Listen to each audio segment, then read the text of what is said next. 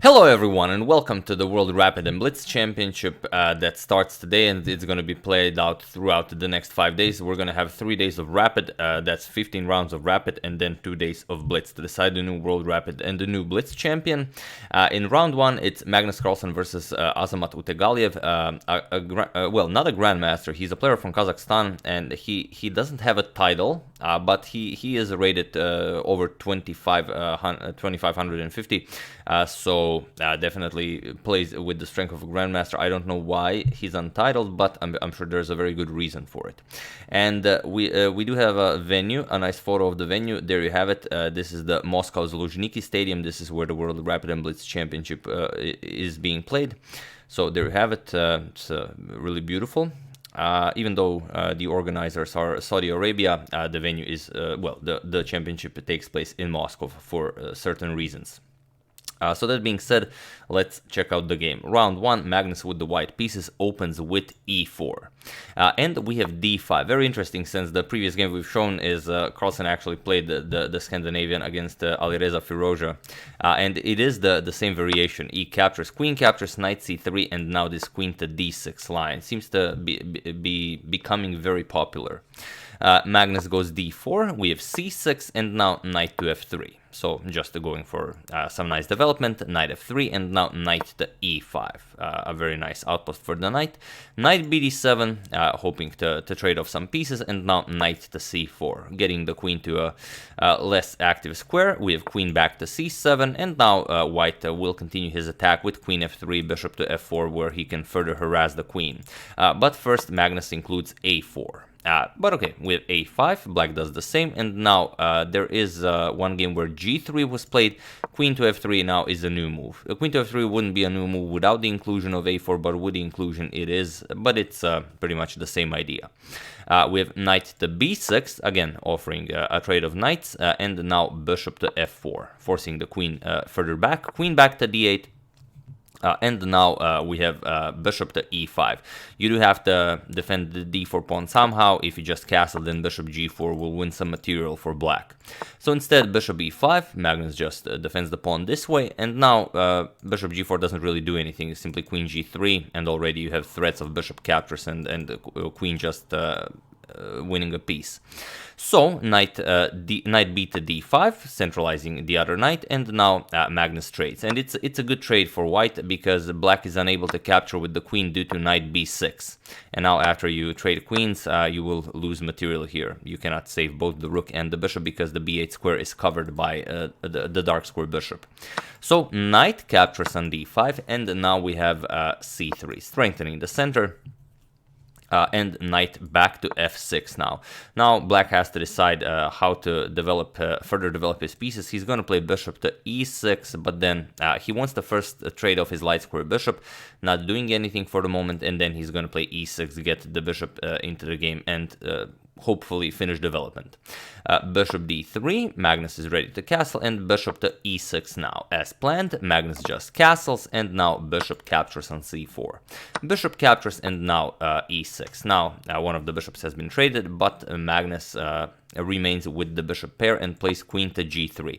Makes it harder for black to develop. Now if bishop e7, you just grab on g7. So g6, preparing to fianchetto the bishop, but now Magnus goes f4 with the idea of pushing f5. He wants to bust open the position, as black's king is still in the center of the board. d5 was also playable. Since it's impossible for black to just capture the pawn. The knight can't capture because, well, you lose the rook. If you capture with the pawn, then just bishop check. You don't have a good move here. If you move the king, bishop here just wins the queen. Or it doesn't. You just move the queen and then you get checkmated. And it's interesting that if you capture with this pawn, it also doesn't work. Just rook fe1, and you don't have an escape against all of this nasty discoveries. If bishop e7, you just pick up the knight and the bishop is pinned, you'll be unable to capture. If you try and escape, queen h3 check, you just bounce the king right back to the e file, and then just all the nasty discoveries win the game. So d5 was actually perfectly winning here. But okay, we have f4, bishop to g7, and now f5. Magnus calculates that this will be just as efficient. We have you cannot capture with this pawn since the bishop falls. If you do nothing, then just captures on e6 is very strong. The bishop already attacks this square.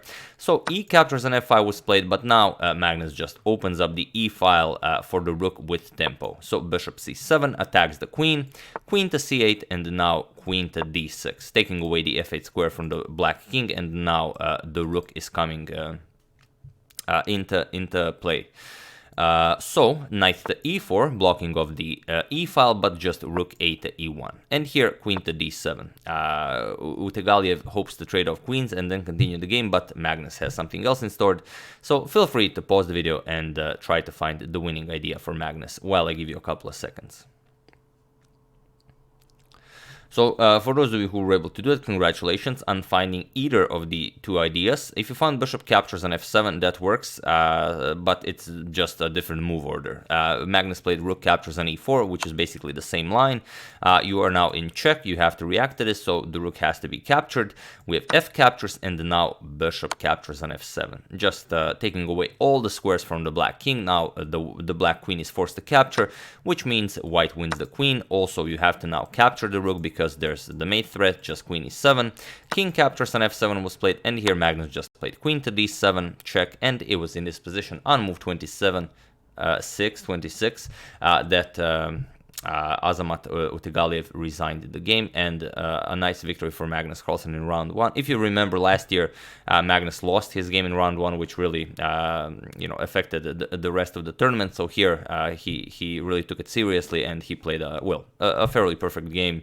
That d5 could have been an improvement, but it's a rapid game. No point wasting your time to look for some fancy moves.